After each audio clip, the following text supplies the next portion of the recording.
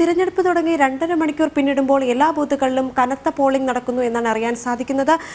ജനങ്ങളുടെ നീണ്ട നിര തന്നെയാണ് എല്ലാ ബൂത്തുകളിലും കാണാൻ സാധിക്കുന്നത്. നമുക്കിനി തിരുവനന്തപുരത്തേക്ക് കൂടി പോകേണ്ട ഒരു അവസ്ഥയുണ്ട്. തിരുവനന്തപുരത്ത് നിന്നും ചന്തു ചന്ദ്രശേഖറാണ് വിവരങ്ങളുമായി ചേരുന്നത്. ചന്തു, നമുക്കറിയാം തിരുവനന്തപുരം ഒരു സ്റ്റാർ മണ്ഡലമാണ്. എല്ലാ ജനങ്ങളും തന്നെ അവിടെ ഏറ്റവും കൂടുതൽ പ്രതീക്ഷ അർപ്പിക്കുന്ന ഒരു NDA സ്ഥാനാർത്ഥി രാജീവ് ചന്ദ്രശേഖർ.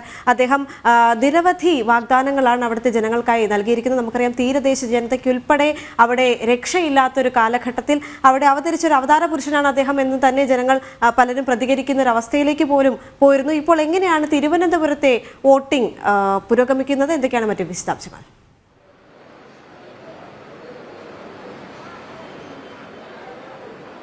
ദേവിക, തിരുവനന്തപുരം ലോക്സഭാ മണ്ഡലത്തെ സംബന്ധിച്ചിടത്തോളം പൊതുവെ ആദ്യഘട്ടങ്ങളിൽ പോളിംഗ് ശതമാനം കൂടുതൽ വേഗത്തിൽ പോകാറില്ല. മന്ദഗതിയിലാണ് പൊതുവെ തിരുവനന്തപുരത്തെ ഒരു ലോക്സഭാ തിരഞ്ഞെടുപ്പിന്റെ ഒരു ചിത്രം പരിശോധിച്ചാലൊക്കെ ആദ്യഘട്ടങ്ങളിൽ ഈ പോളിംഗ് ശതമാനം സംബന്ധിച്ചുള്ള കണക്കുകൾ പുറത്തു വരുന്നത്. പക്ഷേ ഇപ്പോൾ തിരുവനന്തപുരത്ത് പോളിംഗ് ശതമാനം വളരെയധികം വർദ്ധിച്ചിരിക്കുന്നു. അതായത് രാവിലെ മുതൽ തന്നെ, രാവിലെ 7 മണിക്ക് മുൻപ് തന്നെ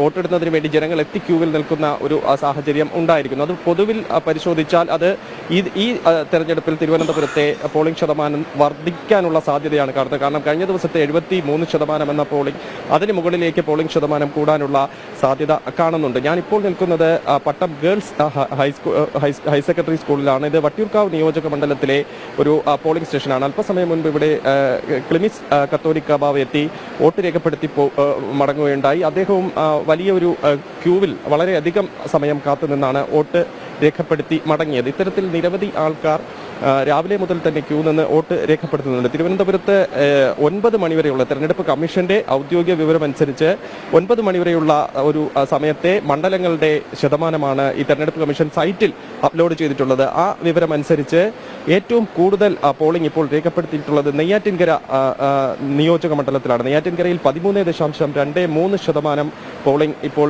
രേഖപ്പെടുത്തിയിട്ടുണ്ട്. തൊട്ട് പിന്നിൽ നേമം നിയോജക മണ്ഡലം, നേമവും കോവളവും തൊട്ട് പിന്നിലുണ്ട്. നേമത്ത് 12.50%, കോവളത്ത് 12.51% രേഖപ്പെടുത്തിയിട്ടുണ്ട്. കഴക്കൂട്ടത്ത് 11.71% പോളിംഗാണ് ഇതുവരെ നടന്നിട്ടുള്ളത്.